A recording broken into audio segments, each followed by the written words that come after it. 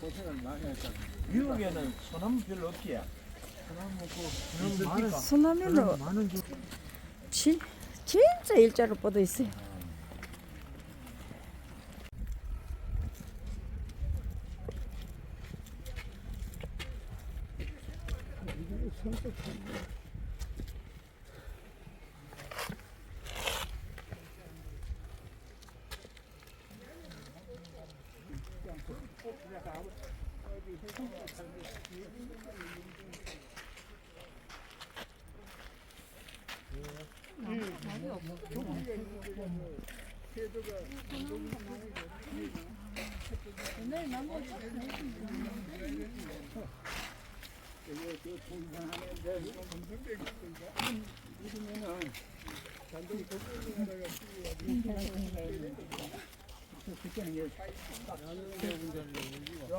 연못이가 있었어.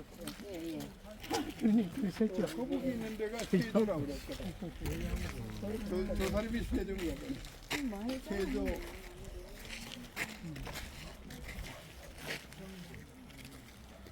저쪽에 하나 더 있네. 뭔가 새로 바꿔준 것 같아요.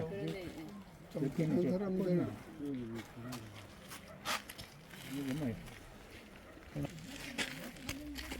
계양군 도시, 계양군 도청군 도시, 우리 창군 순대가 보면 이게 한국에서는 한남군 도시. 창군 무엇이 많다 많다.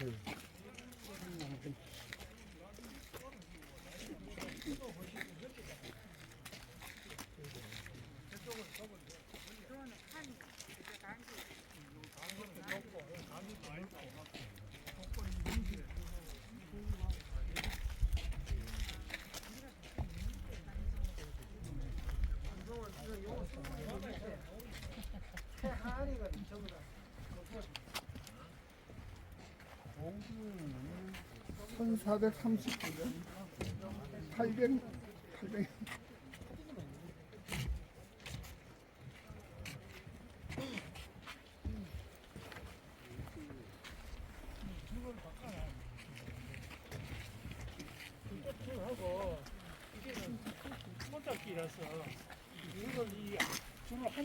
이렇게 쓰는 거뭐 다 지어졌네.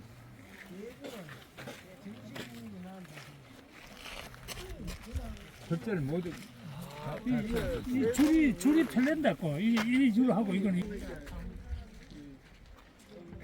명당이다 이게. 있는데 여기만 요거요. 왕자.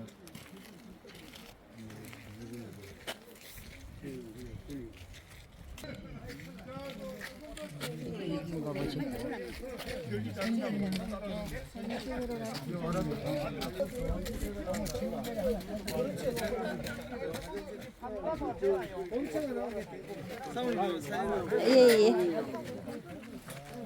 한번 물어보겠습니다.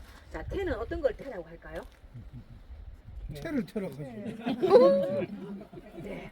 보통 이제 조금 젊으신 분한테 물으면 태는 탯줄을 태라고 하지 않습니까? 라고 하는데 태도 탯줄도 태에 들어가지만은 아기를 둘러싸고 있는 모든 그 이제 아기가 이제 아기를 출산하고 나오면 후에 나오는 모든 그 부산물들을 다 태라고 합니다.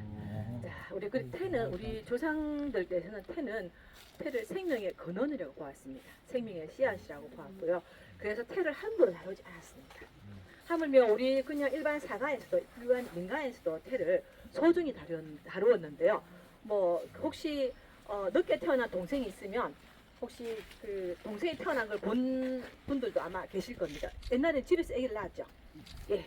그때 이제 아기를 낳고 나면 그 태는 어떻게 처리했냐면 태를 그냥 뭐 아무렇게나 버리거나 그렇게 하지 않고 마당을 먼저 쓸고 거기에다가 왕겨를 깔고 왕겨 속에다가 태를 넣어서 태웁니다. 태워서 그러면 이 그 태가 몽골몽골한 상태가 된다고 해요.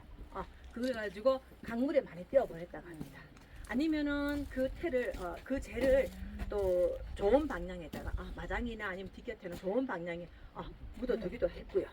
근데 민간에서도 그렇게 처리를 했는데 왕실에서는 어떻게 했을까요? 더 소중히 다루었겠죠. 왕실에서는 그 태가 왕자면 그 왕자의 신체 일부분이라고 생각해서 절대 함부로 하지 않았습니다. 자, 어떻게 했냐면 왕자가 태어나면 먼저 태실지를 땅을 골라야 돼. 좋은 땅을 골라야 되겠죠. 그래서 유명한 직원들을 시켜서 전국에 좋은 태실지가 될 만한 땅을 골라오라고 보냅니다. 자, 그럼 직원들이 와서 자, 태실지를 고르는데요. 한 명 아니고 여러 명 보냈겠죠. 그 중에서 태실지를 어떻게 골랐냐면 좋은 땅이 있으면 그거를 지금은 휴대폰으로 사진을 찍으면 되죠. 예전에는 일일이 다 그림을 그렸습니다. 그림을 그려서 이제 올립니다. 올리면은 그 중에서 여러 장이 올 거 아닙니까? 그 중에서 딱 3장을 고릅니다. 3장을 골라서 임금한테 올려요. 그러면 임금께서 보시고 이 3개 중에서 여기가 제일 낫다 하고 한 곳을 낙점하십니다. 자, 그래서 세종대왕께서 전국의 여러 명당 중에서 딱 낙점한 곳, 이곳이 바로 세종대왕 자택실. 이곳 성주군 오랑면 인천에 있는 바로 이 자리입니다. 자, 이 자리가 어떤지 한번 둘러볼까요? 자, 이렇게 둥글게 이렇게 산 둘러싸고 있습니다. 신분이 나이 신분이니까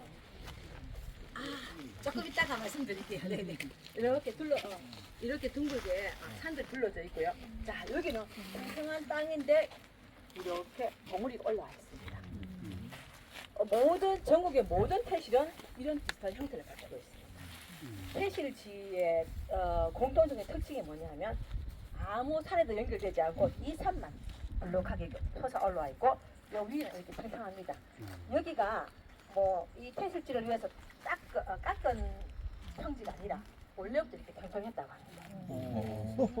대부분의 태실지는 이렇게 봉우리면서 평평한 곳을 좋은 태실지라고 이렇게 정해서 태실지로 정하게 되는데요. 자, 세종대왕께서는 이곳에 보통 태실지는 딱 한 개밖에 없어요. 태실이 한 왕자의 하나, 한 왕의 태실의 하나. 근데 여기는 총 19개가 있어요. 자, 그 이유는 세종대왕께서는 우리 백성들을 사랑하는 마음이 크다는 게 가장 큰 특징이죠. 그래서 한글을 만드셨고요. 또 태실도 이렇게 19개를 조성했습니다. 그 이유는 뭐냐면 태실지 한 개를 조성하면 왕은 사방 300보, 왕자는 사방 200보, 왕자나 군은 사방 100보.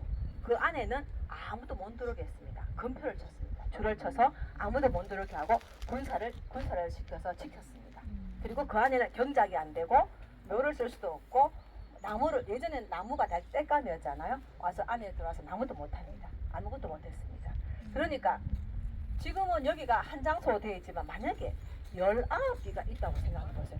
이 산, 저 산, 저 산 백성들의 피해가 심했겠죠. 그래서 세종대왕께서는 백성들을 피해를 줄이고자 이렇게 한 곳에다가 또 그만큼 여기가 명당이기도 했고요. 네, 19명이나 되는 태실을 이렇게 안치를 했으면 그만큼 더도 덜도 없는 명당이라는 얘기도 되고요. 네, 그래서 이곳에 19개를 이렇게 태실지를 묻었고요. 방금 선생님께서 이 순서가 어떻게 되느냐 말씀하셨죠? 네, 이 순서는 낳는 순서입니다. 태어난 순서입니다. 자, 제일 먼저 여기가 안평대군입니다. 안평대군 다음에는 금성대군입니다. 자, 근데 안평대군 위에 평이 있어요. 문정입니다, 그죠? 세종대왕의 제일 큰 아들이 문정인데 문정은 처음부터 세자였고 왕이 될 사람이죠. 그래서 문정은 여기 오지 않고 경북 예천에 있습니다. 경북 예천에 있는 태실에 문정은 따로 있고요. 나머지 대군들과 군들을 이곳에 이렇게 태실을 이렇게 마련했고요. 자, 그리고 우리가 보통 우리는 보통 남쪽이 더 좋은 쪽이고 남쪽을 좀 상속을 생각하잖아요. 근데 예전부터 우리가 제사를 지낼 때 병풍은 어느 쪽에다 두었습니까? 북쪽이죠. 북쪽이 상석이기 때문입니다. 네, 북쪽이 상석인데, 자, 그래서 이쪽 줄은 다 대군들의 자리입니다. 네, 대군은 왕후가 낳은 자식이죠. 서훈 왕후의 자식들, 서훈 왕후의 소생들이 이곳에 있고요. 문정이 원래 있었는데 문정은 이제 왕이 될 사람이어서 예천으로 갔고 문정을 제외한 하나, 둘, 셋, 넷, 7개. 7기의 태실이 이렇게 있고요. 네, 7기 맞죠? 어르신? 7기가 있고요. 자, 그리고 뒤에는 11기의 군들. 군들은 후궁의 소생입니다. 후궁의 소생들이 이렇게 자리 잡고 있고요. 자, 근데 제일 끝에 저게 앞으로 조금 튀어나온 제일 작은 태실이 있죠. 저건 누구의 태실일까요? 전전. 네, 맞습니다. 단종의 태실입니다. 자, 단종이 대군들보다 앞서 있습니다. 자, 그 이 대군들의 조카가 단종이죠. 수양대군의 조카가 단종이죠. 근데 여기가 상석인데 이쪽이 상석이라고 했는데 단군은 왜 조카가 먼저 앞으로 나 있을까요? 맞습니다. 임금이 될 사람이기 때문입니다. 단종은 태어난 지 얼마 되지 않아 원손으로 되었고, 원손은 세자가 될 사람이고, 세자는 또 왕이 될 사람이죠. 그래서 원손 때 이쪽으로 왔어요. 태실을 정했어요. 그래서 원손은 왕이 될 사람이기 때문에 네, 대군들보다 좀 더 앞서 있습니다. 예. 북쪽으로 있는 까닭을 어떤 분들은 왕이 북쪽에 있으니까 이제 왕 있는 쪽이 더 상석이다 그렇게 해석하는 분들도 있지만 그거보다는 네, 우리나라는 이제 전통적으로 북쪽을 상석으로 칩니다. 예. 근데 아까 오전에 오신 분들이 여기가 앞줄이고 저기가 뒷줄이다 그렇게 얘기를 하니까 근데 글자는 비석은 저쪽에 여기가 북쪽이 저기 남쪽이거든요. 남쪽에서 보도록 했는데요. 이렇게 말씀하시더라고요. 자, 제사 지낼 때 북쪽이 상석이어서 북쪽에 병풍을 치지만 글자는 어디로 봅니까? 남쪽에서 볼 수 있도록 그렇게 하죠. 그렇게 이해하시면 될 것 같습니다. 그리고 또 여기 보시면 조금 다른 것이 있어요. 자, 성물 없는 곳이 있죠. 네, 성물 없는 곳이 몇 개나 되는지 한번 헤아려 볼까요? 5개? 네, 5개나 성물이 없습니다. 자, 성물이 없는 이유를 아시는 분은 잘 아시겠지만, 자, 수양대군이 원래는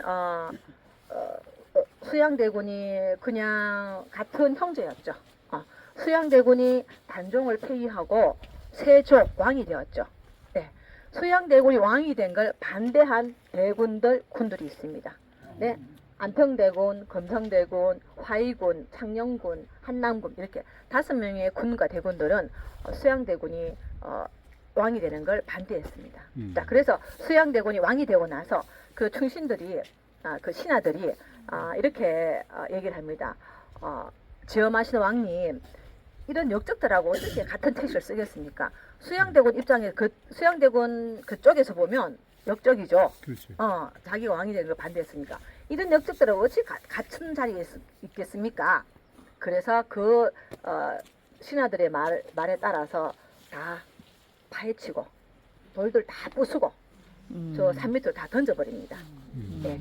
밑에 있는 여기 기단석이라 하는데 이 기단석도 여기에 있지 않고 다 밑에 바닥에 그 산 밑에 떨어져 있었습니다. 굴러서.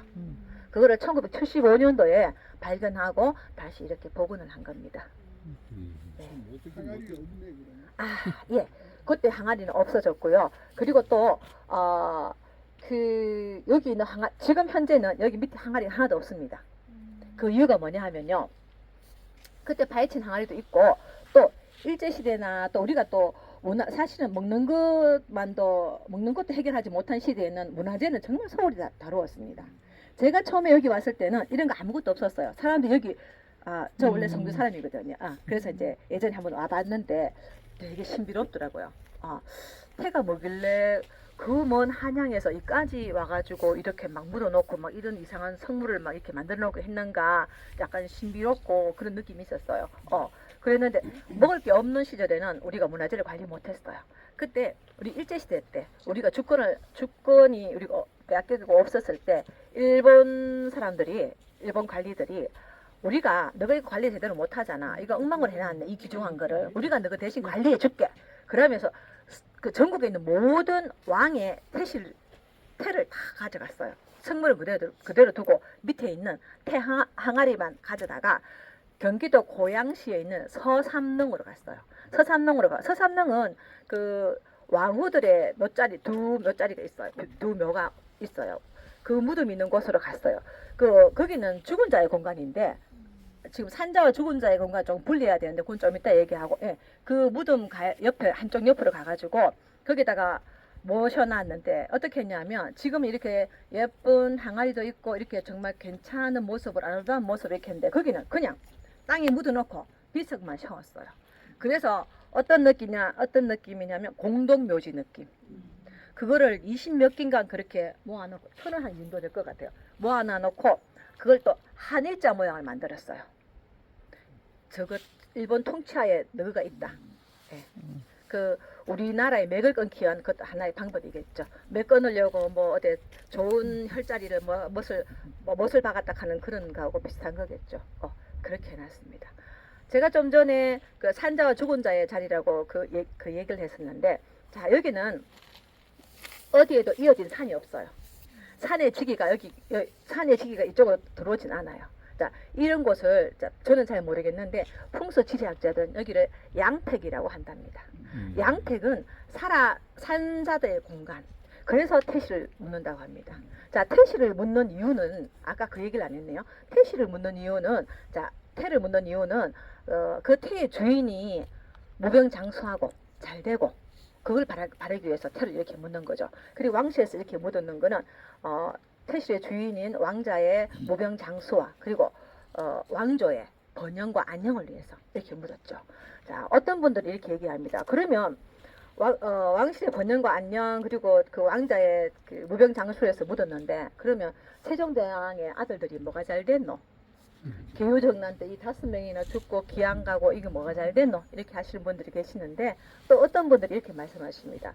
조선왕조에서 풍수를 그렇게 소중히 생각하고 이렇게 풍수대로 이렇게 좋은 땅에 이 멀리까지 와서 이렇게 태시를 정하고 이렇게 믿고 했기 때문에 조선왕조가 500년 넘게 가지 않았느냐 이렇게 얘기하시는 분들도 계시고 뭐가 정답인지는 잘 모르겠습니다만은 네 그렇습니다. 그리고 아까 여기는 어떤 산의 지기도 모이지 않는 양택의 기운이 있다고 했죠. 그리고 또 이제 보통 그 뭐 좌측령 500호나 또 그 좋은 묘자리들은 산의 지기가 모이는 곳에 그런 곳을 명당이라고 합니다. 네, 그래서 산자의 공간과 죽은 자의 공간은 좀 다르다고 그렇게 하기도 합니다. 또 이제 여기에 얽힌 또 재밌는 이야기가 있는데요. 오늘 2번이나 그 어르신들이 예전에 여기 왔을 때는 여기에 성주이시 이장경의 몇 자리가 있던 곳이다 라고 이렇게 있었는데 지금 왜 그 이야기가 없나 이렇게 2번이나 물어보셨어요. 그래서 이제 제가 이 말씀을 드렸는데 성주이시 그 족보에는 여기 이장경의 몇 자리라고 이렇게 쓰여 있어요.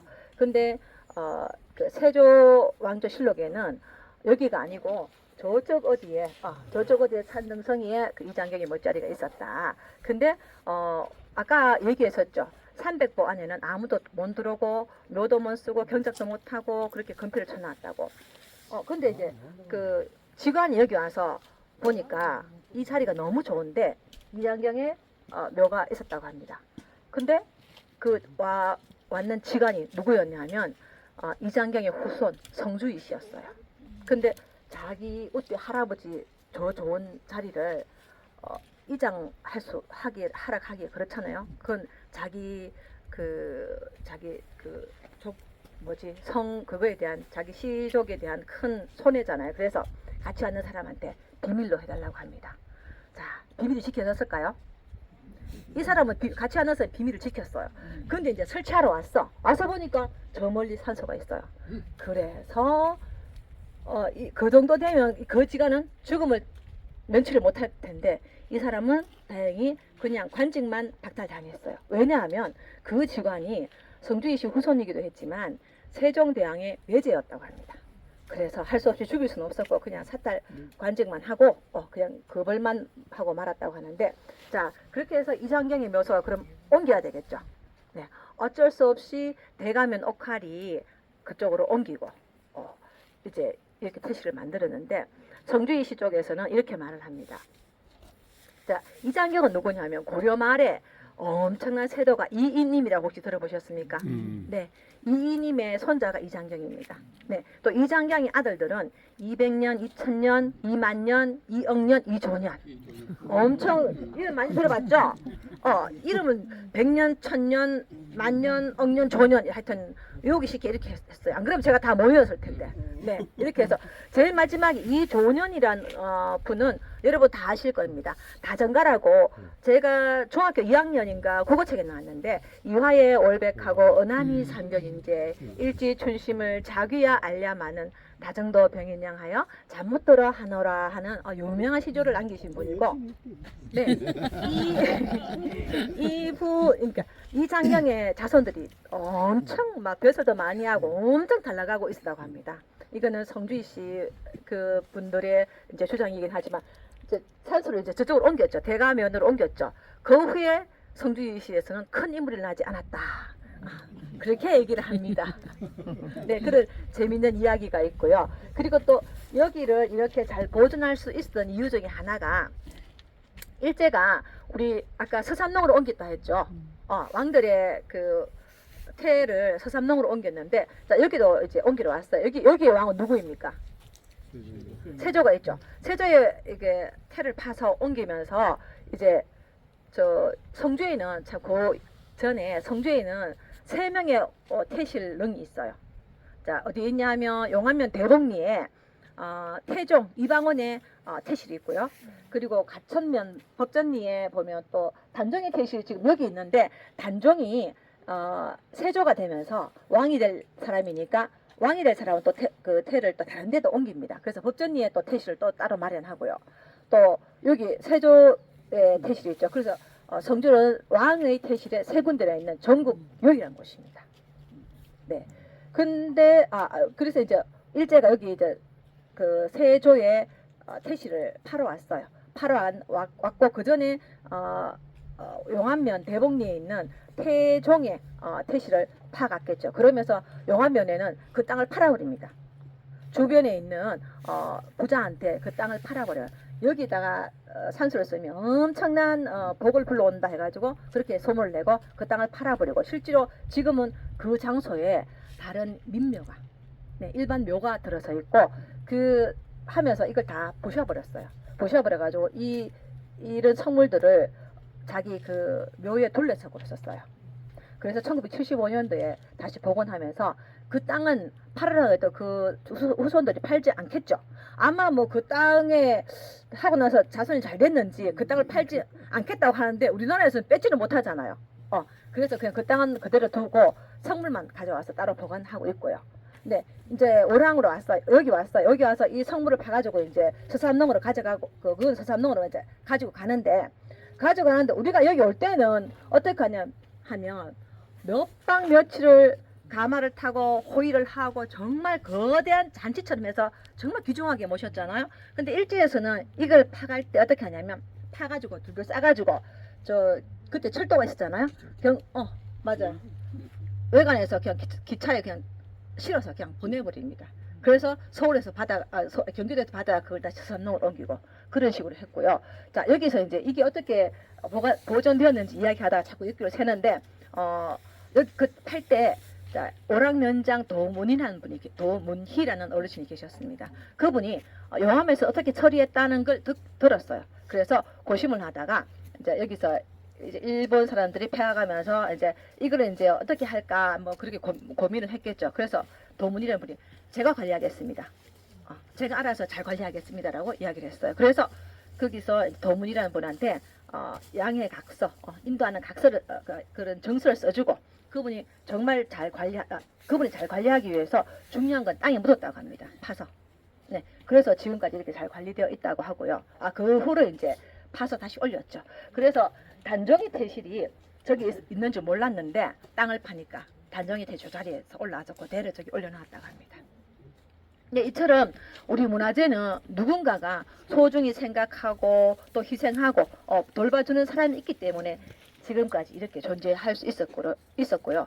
또 여기하고 비슷한 이야기가 있는데 저 너머에 해인사에 8만 대장경 있는 거 아시죠? 6.25 때 1951년에 한참 전쟁이 막 심할 때 지리산에도 그렇고 갈산에도 그렇고 산이 깊으니까 빨치산들이 많았다고 합니다. 그래서 미군에서 해인사를 폭발시키라는 명령이 떨어졌어요. 그때 그 비행대장이었던 김영환 대령으로 계셨는데 그분이 그 명령을 받았어요. 근데 그분은 그 명령을 수행하지 않았어요. 상부에 적극적으로 나는 여기를 8만 대장경 때문에 나는 파괴 못한다. 그래서 이분이 나중에 이제 전쟁이 끝나고 미군 재판에 이제 회부가 되었어요. 거기 가서 이분이 정말 당당하게 말했답니다. 8만 대장경을 훼손시킬 수 없어서 나는 그 명을 받들지 못했다라고. 네, 또 다른 뭐 불이익은 받았겠죠. 네, 이렇게 우리 문화재를 이렇게 계속 유지하기 위해서는 용감한 분들의 실천이 있어야 되겠고 또 우리의 노력이 있어야 되겠죠. 네, 이곳에 오신 분들은 대부분 이렇게 세 바퀴 돌고 자기의 소원을 또 속으로 생각하면서 좋은 길을 받으면서 그렇게 한 번씩 돌고 가십니다. 네, 여러분들도 시간이 있으시면 네, 한 바퀴 돌아보시면 좋을 것 같습니다. 네, 감사합니다.